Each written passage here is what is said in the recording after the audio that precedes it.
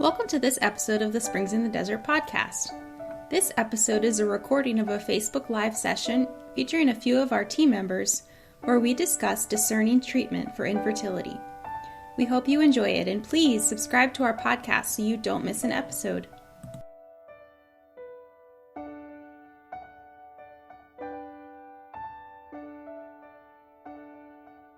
Welcome, everybody. Thanks for joining us. We are pulling up the comments right now so that we will be able to see everything that you're sharing. We're so glad you're with us.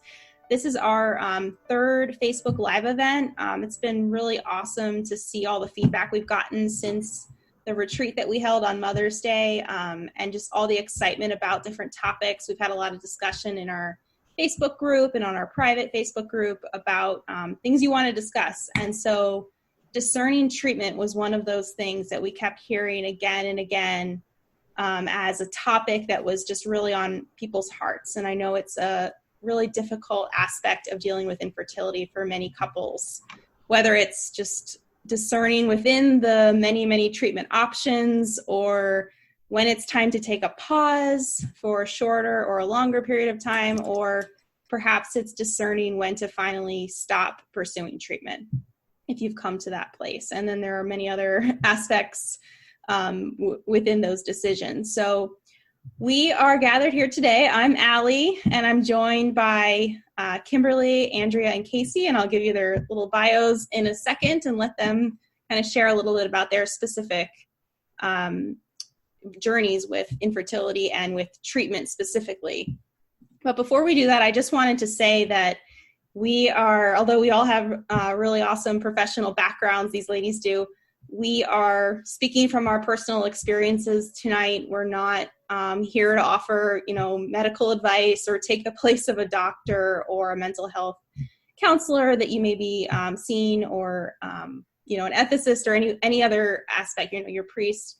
So we're going to speak from our personal experience, but everybody has their own unique path through infertility and through discerning treatment. So we're here to share so that you're not alone, that there are others who walk with you on this journey, and each of us has a particular experience that we want to share with you as far as how we've discerned treatment through this difficult journey.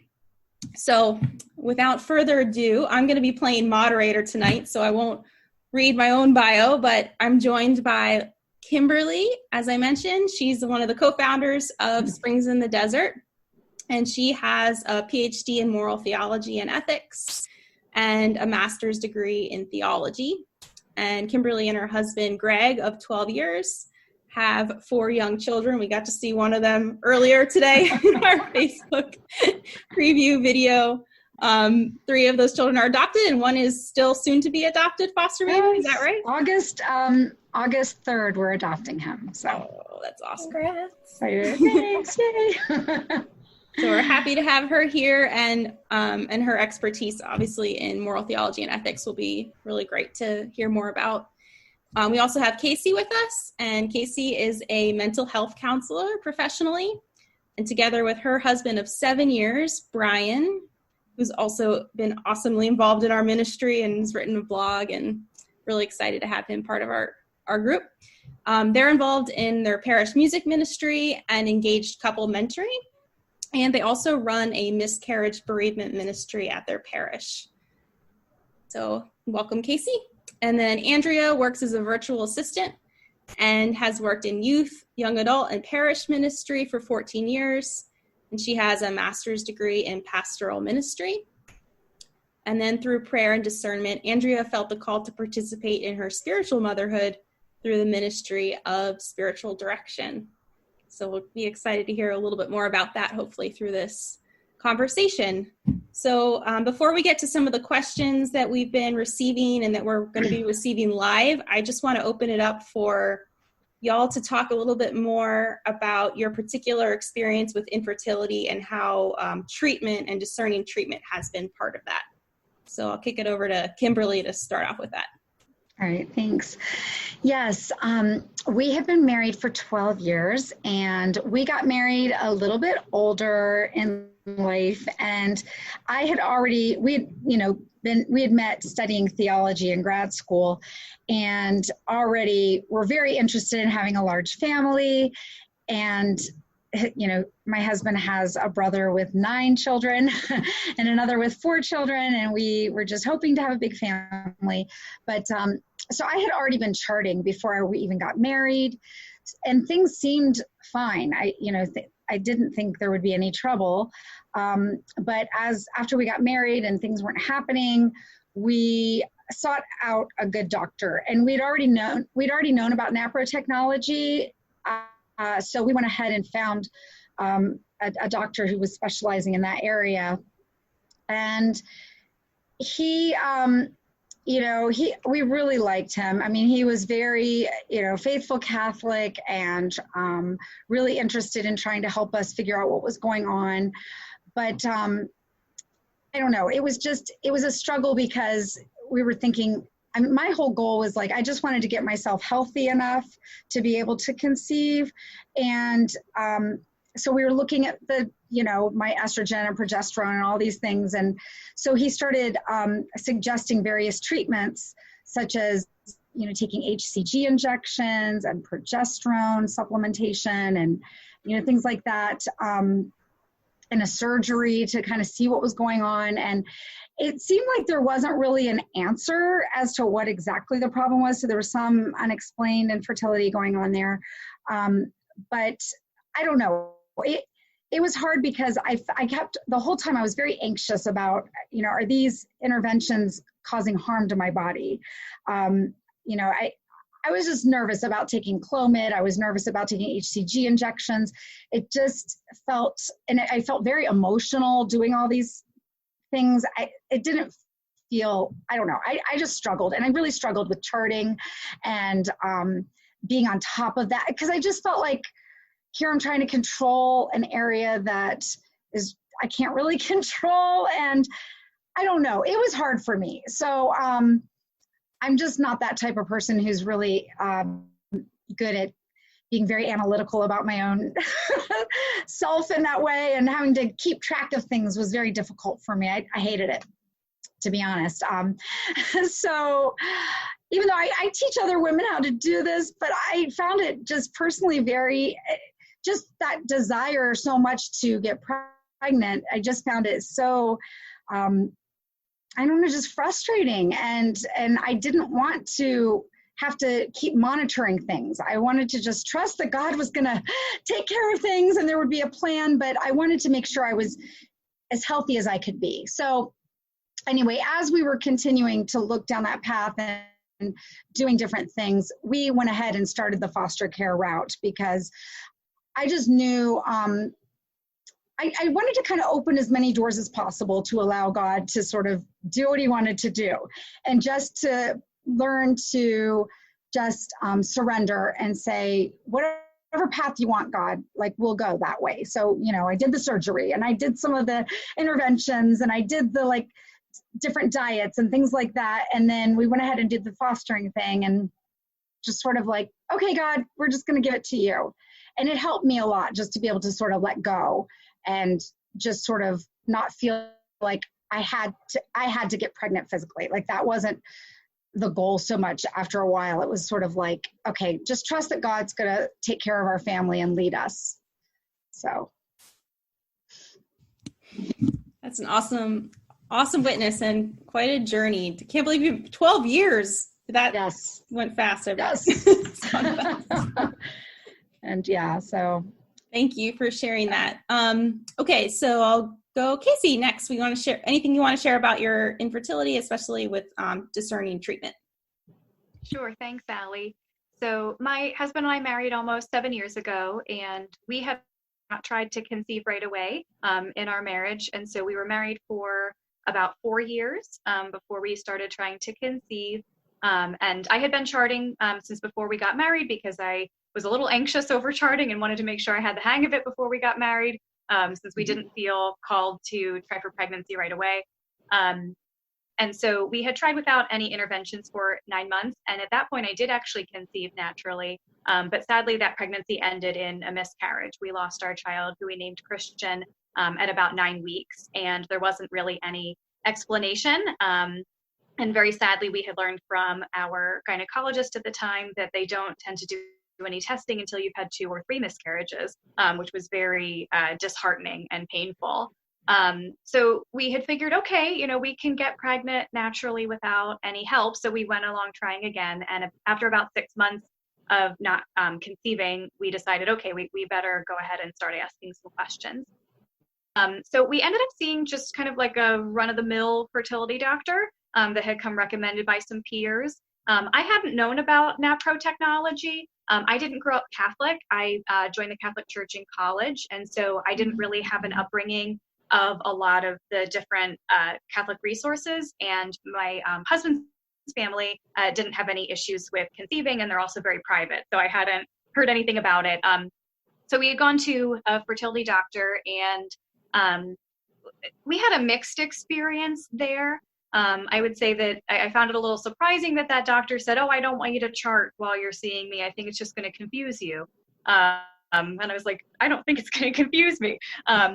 But ultimately, after working with that doctor for a few months, we got the sense that we were given a cookie cutter approach, such as, this is the intervention that works for the most people. So we're going to give you Clomid and things like that. And then after those interventions weren't working, and in fact were drying up perfectly good cervical fluid and things like that, he said, okay, we better go to IUI, and was like, here, come in tomorrow. You haven't ovulated yet. And we had a hard time with, it seemed a bit consumeristic when we were there, and we weren't ready to take steps that quickly and go to that length.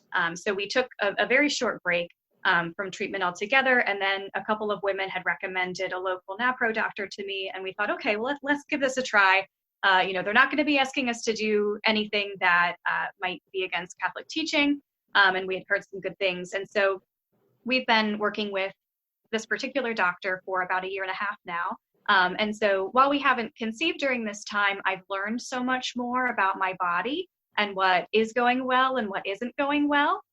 So we haven't cracked the code or anything yet, and I don't really know if that is the important thing at this point.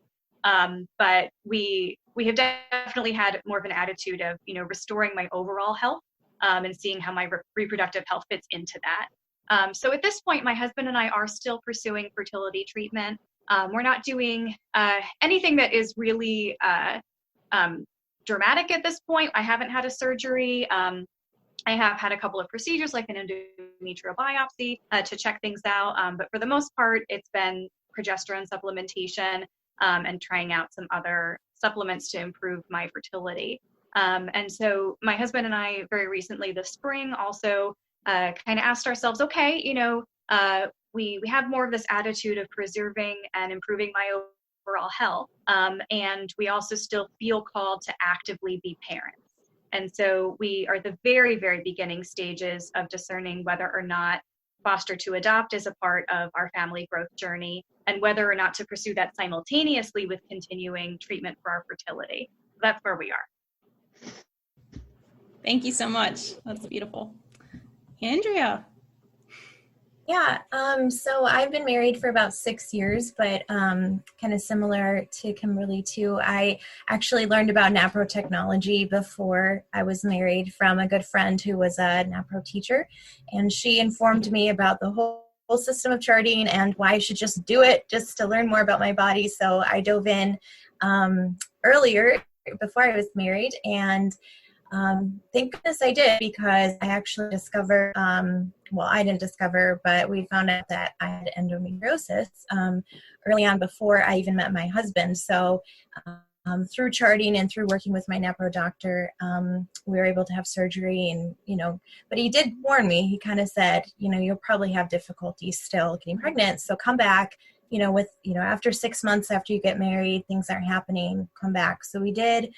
Nothing was happening, and working with one doctor, but then I moved locations, and now living in Pennsylvania, found a different doctor. So it was actually nice to get a second opinion, because she taught me a lot more about what was going on. We did some more intensive studies, lots of ultrasounds, all that fun stuff. So I've been kind of on this journey for, we were actively trying for about 4 years, I would say, out of the 5 or 6 we've been married. So anyway, long story short, we were able to discover that I actually have LUFS, which is luteinized unresolved follicle syndrome, which basically means my body ovulates, but it never actually leaves the ovary. So everything's kind of working. All my numbers are right. All my symptoms are correct, but it's not, working enough that I can actually become pregnant. So I did actually go through 3 rounds of treatment, pretty intense treatment. And we weren't successful with pregnancy,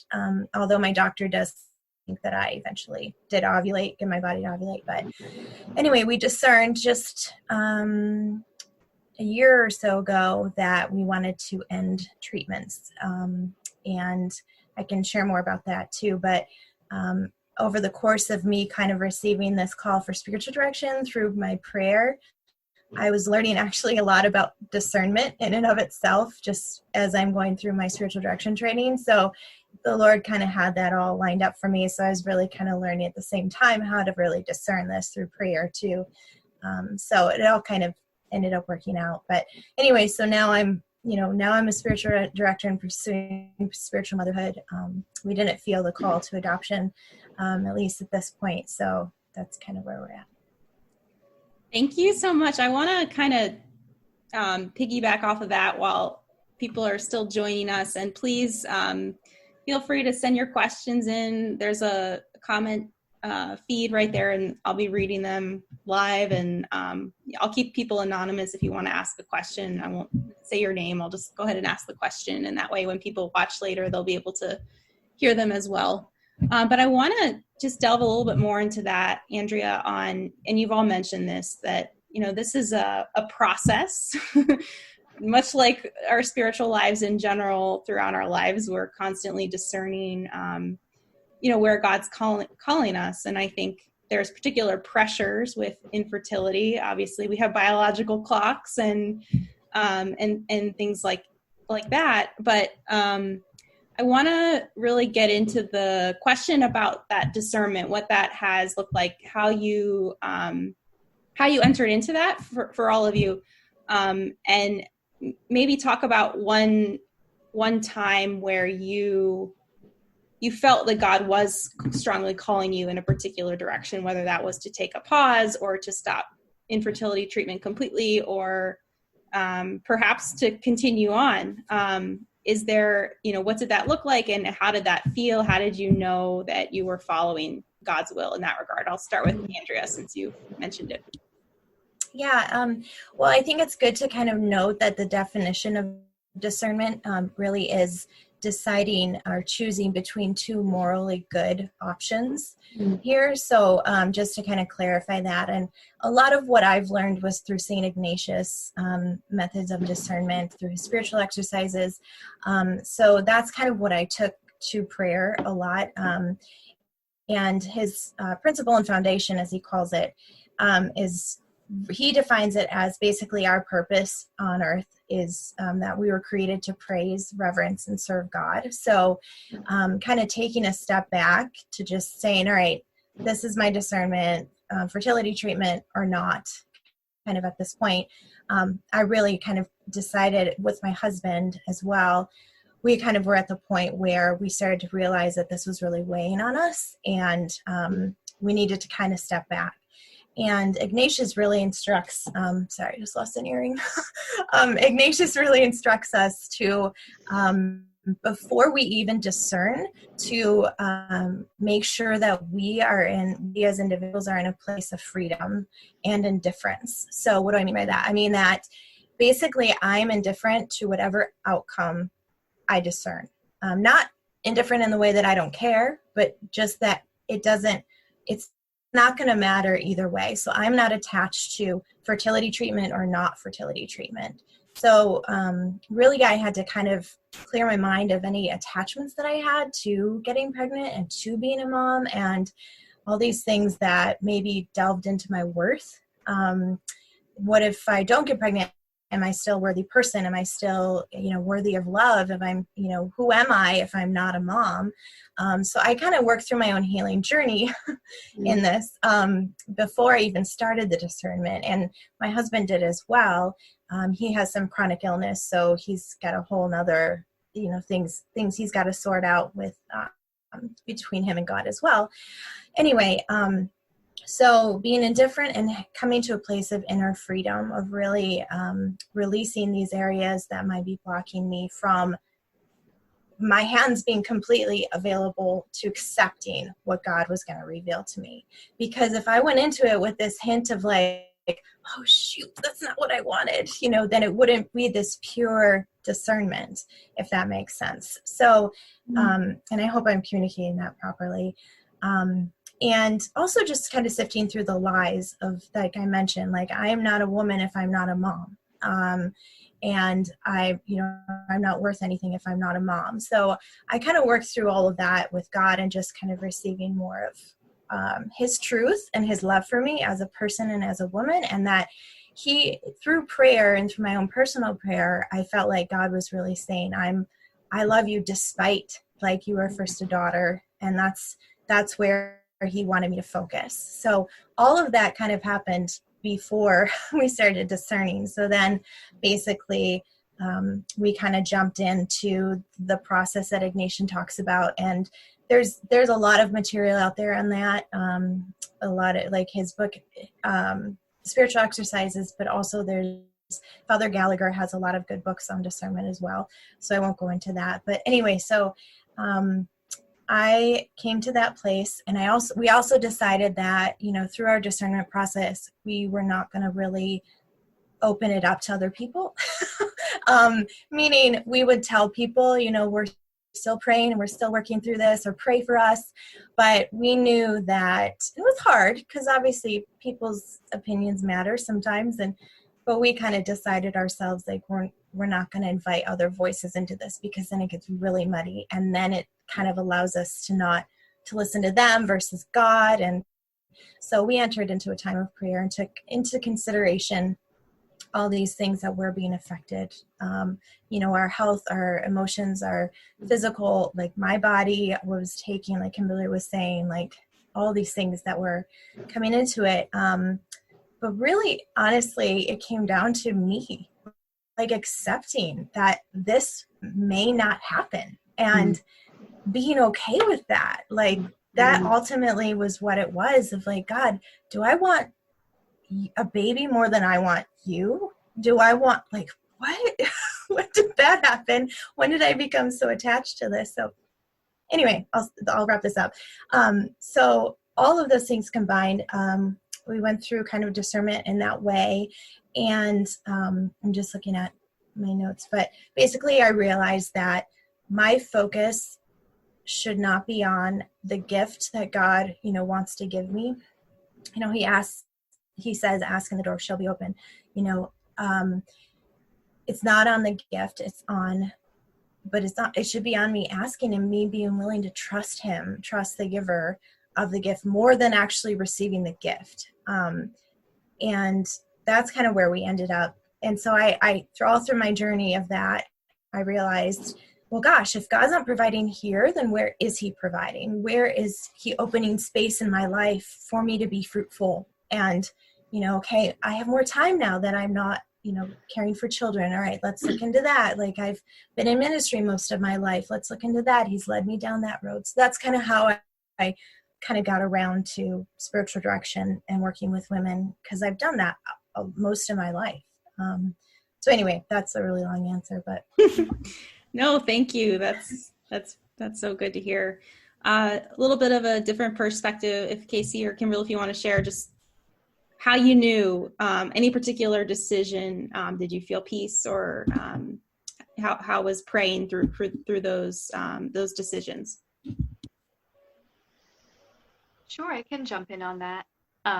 Thanks so much, Andrea, for that definition of discernment. It actually makes me realize that a good deal of what I thought was discernment in my life was actually decision making, because that added aspect of it being choosing between two moral goods really does kind of change things up in terms of some of the decisions that I've had to face where I was actually not choosing between two moral goods, but engaging in the struggle to choose the moral good. So Sure. I looked at that as discernment, but perhaps that is a bit different. Mm-hmm.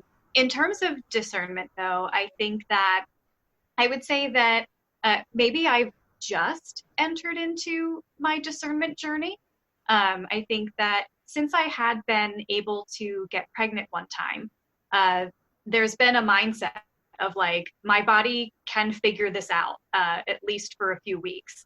And so I think that there's been like this clinging on to what can my body do or what can't my body do? And really, the focus needs to be, what does God want to do?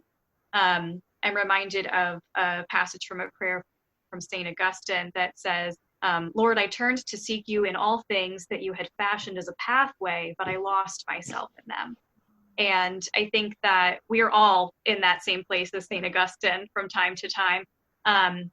And right now, in terms of where we are in discerning treatment and discerning our journey together as a married couple, I would say that discernment piece is really not necessarily abandoning the idea of pregnancy, but recognizing what is my known vocation, and then what might be other aspects of my vocation where God's calling me. So I know I'm called in my vocation as a wife. My husband and I are married, and it is a question of how can I do my very best in my vocation as a wife, and how can he do his very best in his vocation as a husband.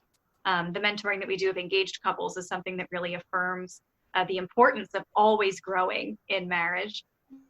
So that is a great good. And in terms of other discernment, I think just this whole season of life getting turned on its head in so many ways over the past several months has made me think in a more creative manner, be more introspective, spend more time just in communication with God, in conversation with him. And so as part of my discernment process now about overall vocation, I am doing a spiritual charism workshop one-on-one with one of my old Bible study leaders, and I'm really looking forward to the fruitfulness of that, to see, is there a charism that God has gifted to me that he wants me to use, and how can I use it? And so I think that that'll be applied in terms of my marriage, and it may be applied in terms of motherhood, whether that is biological motherhood or adoptive motherhood. But I think that in terms of discernment, I'm so glad and grateful, Andrea, that you gave all that information, because that's something that I'm going to follow the example of our Blessed Mother and ponder in my heart when it comes to my husband and me genuinely discerning whether fostering and adopting children is part of our vocation as parents.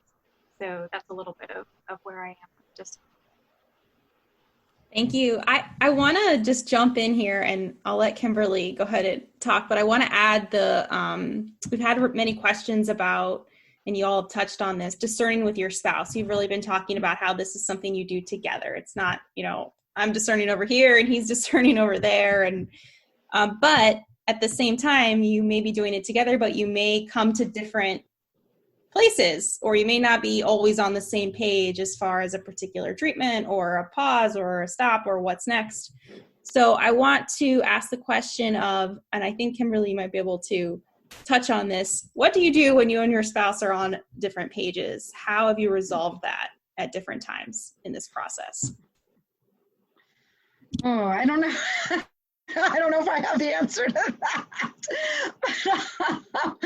That's a hard one. I found it really difficult, honestly, the whole process, trying to be united, because it just, I feel like it's really difficult, because when your focus becomes on trying to achieve pregnancy, a lot of times it's really easy to kind of forget the other person and not be really tuned into each other. So, I love seeing Casey and her husband, they play music together and they seem to really enjoy being together. And, I think that's so important to try to have outside things that bring you together. Like we tried to, we took a dance class together and we were trying to do fun things together. So it wasn't just, this isn't working out. This is not my vision for marriage. Where are the children? And this is not what I signed up for. But instead, to try to really, it's a great opportunity more than anything. I heard another speaker. I did go to that Unexplained Infertility Summit that happened recently. I watched that and I bought the talks because I found them very helpful. And one of the speakers was talking about how, all marriages are difficult. All marriages, you have this process of growing together that can be very painful.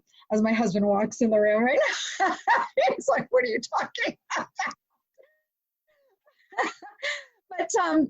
But this, to go through this struggle can be such a gift in a sense, because it really brings a couple together. Like you have to really have, every marriage is going to have some very big, troubling, difficult times. And if you can learn that early on in your marriage, how to work through that together, it's only going to provide, that's only going to help your marriage down the road. All these struggles that my husband and I went through to try to go through the different treatments and figure out, what do we do next? Do we keep trying? Do we just say, forget it? Do we move into the, fostering to adopt? We looked at all these different adoption agencies and all the doors were closing and closing. And I was the one really pushing that with my husband, where he was sort of like, let's just keep trying. Let's just keep trying. Like, I am done with trying. Like, I just wanted to, like, if God is not going to have this happen, like, let's just open ourselves up to another path. And it kind of, he wasn't super on board with it. But he was willing. He's like, well, let's just start. We were sort of like, let's just kind of pursue both of these paths simultaneously and see, kind of what comes about. But I do feel like it is a really growth opportunity if we can look at it that way, as as an opportunity for the couple to really say, hey, you know what, we have this hard thing to get through, and this is going to help us learn to pay, to really hear each other, to learn different perspectives, and learn really how to grow together as a couple through this hardship. And it's only going to prepare us for the future, so that because now that we have 4 little children together, that we are, we've adopted and are about to adopt, it's, we have to be super united. And I'm seeing how that struggle that we went through has really helped bring us closer together to be more unified as parents. So. That is good news for everybody, no matter where you're at. And I'm so glad you touched on just that, because I think there can be a real temptation to the focus on conceiving or on particular treatment can negatively impact marriage. I mean, we hear this a lot, but it's true. And I think what you said about finding those ways, those activities, those things that can draw us together, even when we're in a really difficult place with infertility, is so important to kind of just continue to strengthen our marriage, which is the most important thing in our lives as our vocation. Do you mind if I jump in on that? Please, yeah. I had wanted to say, I think my husband and I learned from almost day one of our marriage that if you're only focused on achieving something, that it's just going to draw the two of you apart. My husband and I had both waited for marriage, and we found out very quickly that I actually was diagnosed with vaginismus and dyspareunia, which meant that we weren't able to achieve intercourse for almost a year and a half in the beginning of our marriage, which was one of the reasons why we had waited to try to conceive, because just figuring out how to be able to be sexually intimate with one another was not an easy, natural thing for us.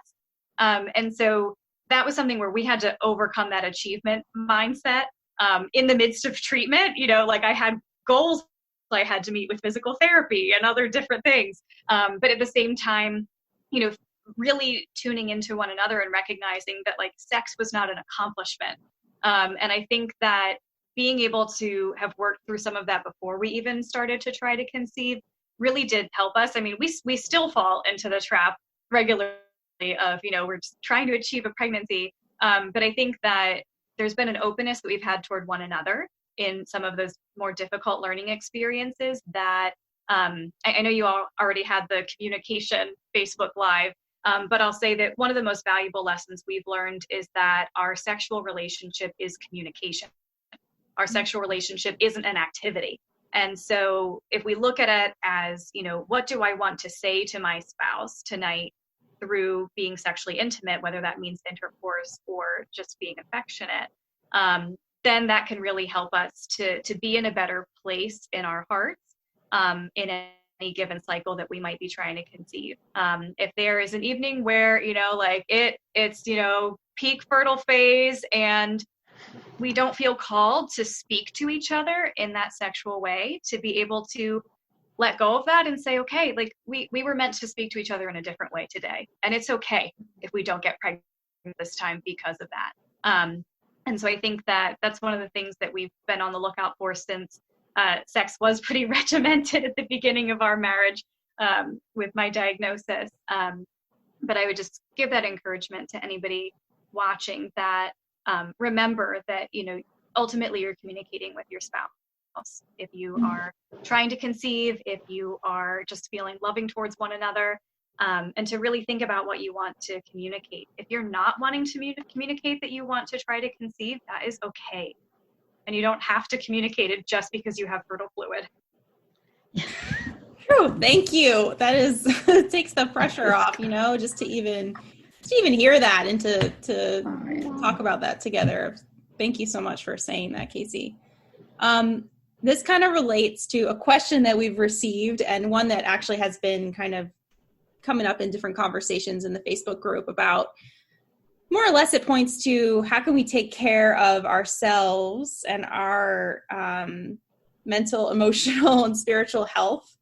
So, for example, we may be called to do research and find second opinions, and maybe this doctor doesn't have the answer, but we find a different doctor, and it can almost become like this really intense process where we're seeking the answer, as opposed to, really taking care of ourselves. So do you think there's a point at which we can go too far in seeking the answer in a way that might become unhealthy for us spiritually or emotionally? I think I think I probably am guilty of this at some point along our journey too, because I am somebody that likes to Google things, but also just that when you're after something, and I'll say this, for me, it was, I think early on, easy to just search and search and search and search because I had wanted it so badly. And I think I felt that I deserved children just like everyone else. And so I think my pride probably got in there too a little bit. And so it kept me on this like racetrack of like, I got to find it. It's this treasure and I'm going to find it. I'm really good at investigating. I'm going to do all these things and I'm going to find it. And it drove me, like my thoughts, I would probably research it probably at least 90% more than my husband did. And I would just go after it. And it started to wear on me, and I was exhausted, and mentally it started to break me down. So I started to realize this, and I think what happened just in my prayer and in talking to other people too, I was in counseling as well at the same time, which was helpful, actually really helpful, because that's a way of self-care that can come out too, and spiritual direction and all that good stuff. But of really realizing, like, where's my attachment? And am I in the right race here? Like, where am I running, and what am I running to, and who am I running for? And so I just started diving into that, and that allowed me to kind of just step back and be like, no, wait a second, I shouldn't be this attached to something. There's a healthy attachment, and I crossed the line. I went way over it, and I had to pull myself back because I realized I noticed I was driving myself crazy, probably driving my husband crazy. So that's kind of how I recognized it within myself. But counseling and spiritual direction and just taking a break. Like I like what Casey said too, just about easing up on your husband, on your sex life, on yourself, and letting that pressure go. So. Thank you. Yeah, that's, so many like just deep sighs, it's like, okay, yes. It's okay to take a break. It's okay to, take care of yourself. It's okay to take care of your marriage. It's good to hear those things. Unless anyone wants to jump in, I want to we touched on this a little bit, and I just want to get your specific thoughts on it. When it comes to other people, this was something that a lot of people brought up in the Facebook group. Other people have opinions on it's not just, our marriage. And I love what you said, Andrea, about how you try to keep those opinions out during the actual discernment process. How have you responded when other people have made assumptions or judgments on perhaps your stopping or pursuing a particular treatment or pausing in treatment? Have you gotten any comments that, things like people assuming that you don't care about having a baby if you are pausing, or how have you responded to that, and how have you dealt with that in your experience? Up for anyone. Sure, I can speak to that. I think that my husband has definitely been on the more private side in his life, and I've generally not been terribly private. And so we were actually pretty open with our families and our closest friends when we had discerned starting to officially try for children. So like our friends were kind of aware that this was on our horizon. This was something that we were working towards. And so for the most part, we had people caring and saying, hey, how's this going? And then being able to be real with them. So that's been helpful to us. At some point, we also kind of felt like we ended up starting to tell more people to make our lives a little easier, to be honest. We're both very visible in our parish because of our role in music ministry. And I had said to Brian a couple of Sundays, like, if there is one more Sunday that some woman looks at my stomach on a day that I'm bloated because I'm getting my period, wondering if I'm pregnant, I'm going to scream. So, we had started telling some people that we were closer to in the parish and our choir and things like that we were having a hard time and we would appreciate some prayer. And so that really, it ended up being a really peaceful experience for us. And particularly after we had experienced the death of our child, Christian, we had felt called to start a ministry in our parish. And so we had to go public with that. And so in general, we've been pretty open with family, friends, church members. And that has come with great fruit most of the time, but also sometimes that have been difficult. So sometimes it's just like the well-meaning friend who checks in on you on a day when like you really just honestly wanted to forget about it. And thinking, okay, like do I owe it to them to respond to their text message today or talk about it with them just because they asked? And then also sometimes when people want to tell you what to do or, that their own feelings are motivating them. And I will say I've had this experience somewhat with my mom, and I love my mother, and she's a wonderful, wonderful woman. But I've had a couple of times go on where she's like, well, what are you doing next to figure out what's going on? And I know that, my mom will be the best grandmother ever. And so I know she's excited for that. And she knows that this has been a struggle for us, but sometimes those questions can feel like they're exerting a little bit of pressure on me. So I've had to lovingly say to her a couple of times, Mom, I think maybe you're on a different timeline than we are right now, or I think you're in a different place with your own grief journey over our infertility than we are right now. And those conversations have been really good. And then also just, people will have opinions about, what kind of treatment you should do and which doctor you should see and who's better than who and things like that. And so it can be a difficult navigation sometimes to say, thank you so much. We really appreciate your concern. Right now we appreciate your prayers and we're, very pleased with how we're going forward. And in general, we've mostly encountered people to be graceful about that. But I know it's a very personal decision. Just because we have decided to be very public doesn't mean we have to, such as Andrea has said.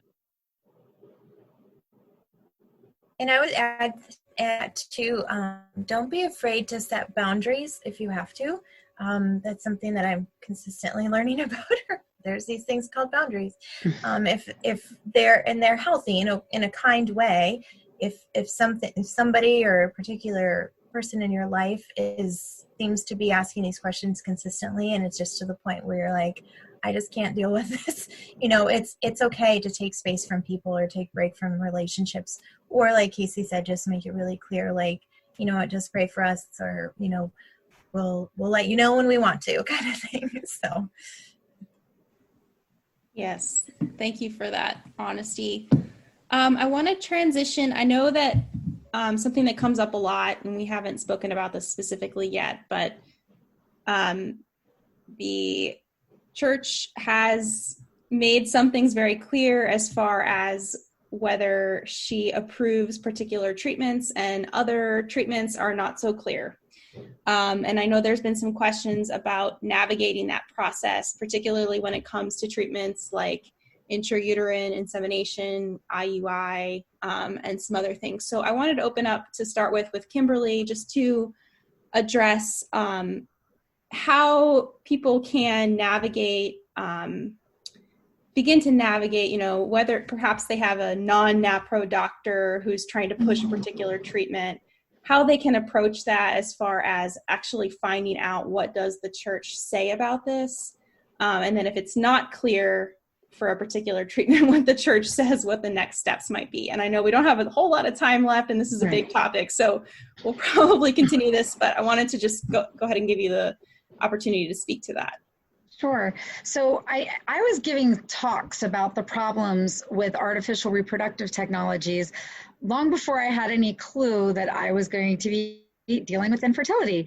And I kind of, as this journey has been unfolding, I'm thinking, I think God is wanting me to really understand this cross of infertility really well, because here I was giving these talks, so I really understood the church's teachings against the artificial reproductive technologies such as IVF.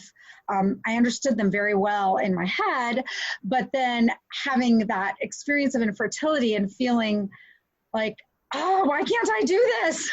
I want a child so badly. And feeling that temptation to just want to move towards that direction that seems like, and I know after researching it a lot, it's not this really simple path.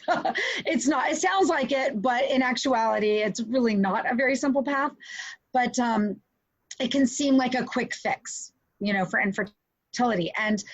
And I think that as I have gone through this journey and really thought about philosophically the problems with a lot of these interventions, I've come to see more and more and more how every child is a gift, and how it's so easy when you're struggling with infertility to want to have that child at almost any cost. I mean, I can see that desire, just like, well, why would it be so wrong to have a surrogate? Why would it be so wrong to use donor eggs? Why would it be so wrong to do in vitro with my husband's sperm?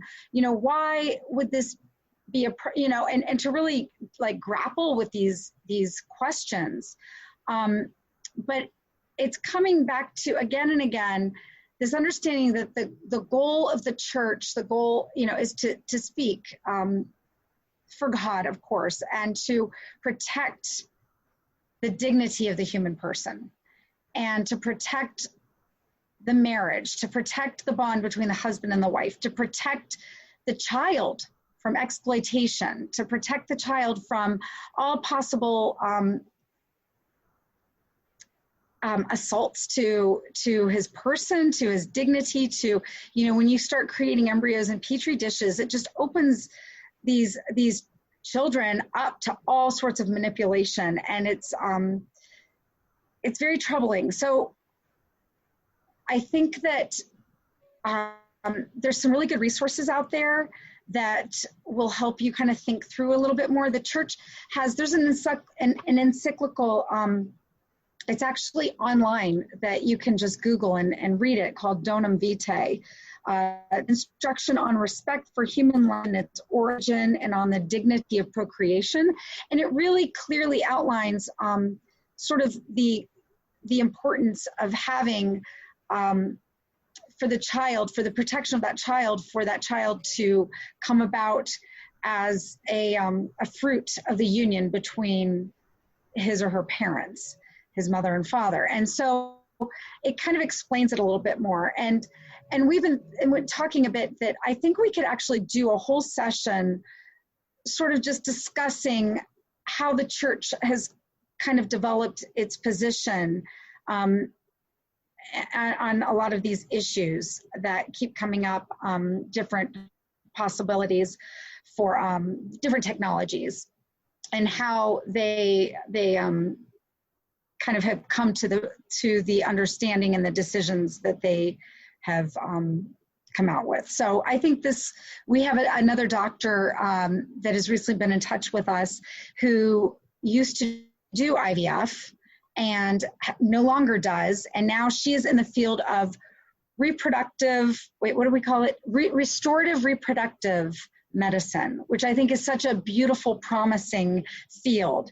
Restorative reproductive medicine. So instead of trying to override the system, the whole system, to try to really get in there and restore health to women and to couples, particularly in the area of fertility. So I think there's a lot of great things that are developing, and it's very encouraging.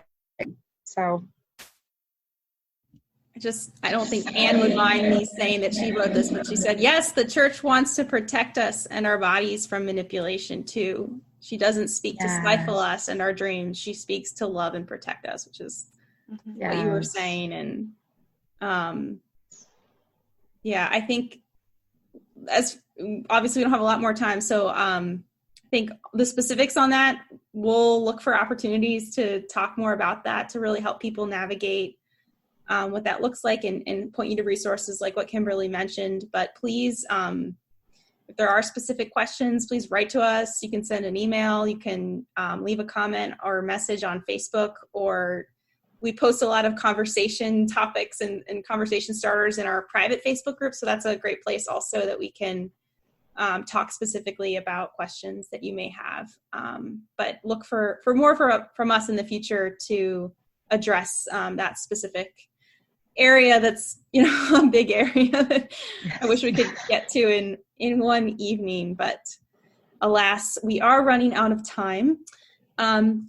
So I want to just hand it off to each of you just for some parting words, things you might want to encourage those men and women who are watching and who will watch later, whether they're in the midst of treatment or just starting out, or discerning, or in the middle of a break, or wherever they are, just things that you might want to leave them with. So I'll just let each of you have the last word here.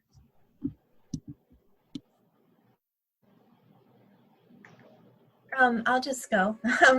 I also wanted to mention this book it's backwards, but it's called The Infertility Companion for Catholics. And this book is actually pretty clear and helpful on outlining a lot of what we were talking about with what Kimberly was saying on church teaching, and it also talks about some discernment as well. So this book has been really helpful for me, and as far as resources go and support.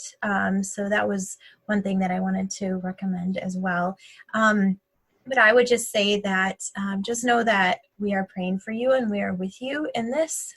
And that it is a journey, and even though it may take longer than you expected or not go the way that you expected, God is still God. And that's really, at the end of the day, at the end of our life, that's our focus, and He is our focus. So we're here to serve Him and to reverence Him and to love Him. So whatever way and whatever path He has for you to do that, even in amidst your discernment and in your marriages, I would just pray that you can easily choose that and choose Him first and foremost. So. To piggyback off of Andrea, I would say again, yes, please know that you are prayed for and cared for by this community, and by all of the people in the world who take it upon themselves to pray regularly for infertile couples. And in terms of God's goodness, yes, God is absolutely good. And one thing I think is important to remember is some of us can get tempted into the area of thinking, God hasn't answered my prayer for a child. But someone told me when I was quite young that God always answers prayer, and he has 3 answers: yes, no, or not yet. And so please know that as you're praying, God is answering your prayers, and it's one of those 3 things. And that all of our journeys are unique. Just because Kimberly may have discerned fostering to adopt, and Andrea may have discerned spiritual motherhood, and I don't have it figured out, doesn't mean that you have to do any one of those things. As long as God is your guide, and you and your husband are holding hands with one another and pursuing him, he will lead you on that journey, and there's no one particular outcome that is more holy than any others. You've already engaged in a very, very holy vocation of matrimony. And so as long as you are looking to God to guide you through that, he will bear out the fruit that he wants to see in that. Wow, that was so beautifully said. I don't think I can top that. But yes, I think just to try not to lose sight of the great gift that you have in your spouse, because it's very easy to look at what you don't have instead of looking at what you do, and to never forget that God does have a plan for you, for your marriage, and he will bring fruit to you. And to just trust that he's not forgotten you, that he loves you so much, and that the plan he has is so good and will bring you joy. So just know that we are praying for you, and that we are finding the joy in the midst of this trial and this struggle. And we pray that you will have that same peace and joy. Thank you all so much for joining us. This has been a really wonderful conversation. I know I'm leaving with a lot of peace, and I'm just grateful for all the little nuggets of wisdom you all have shared. But please follow us on Facebook. You probably already are if you're watching this, but this will be available, as I mentioned, as a podcast and on your YouTube channel, so you can share it with your spouse, with your friends, whoever you think may benefit. And please stay tuned for more upcoming content. We're going to be doing a book club starting on July 29th. I think our first podcast for that launches. It's on The Secret Diary of Elizabeth Lasser. She is an amazing servant of God who dealt with infertility in a difficult marriage, and she has so much wisdom for us to learn from. So definitely check that out. That's coming up, and look for more content on this topic, discerning treatment, as well as resources on the church's teaching. And if you have a specific question, like I said, please get in touch with us, send us an email, private message, however it works for you.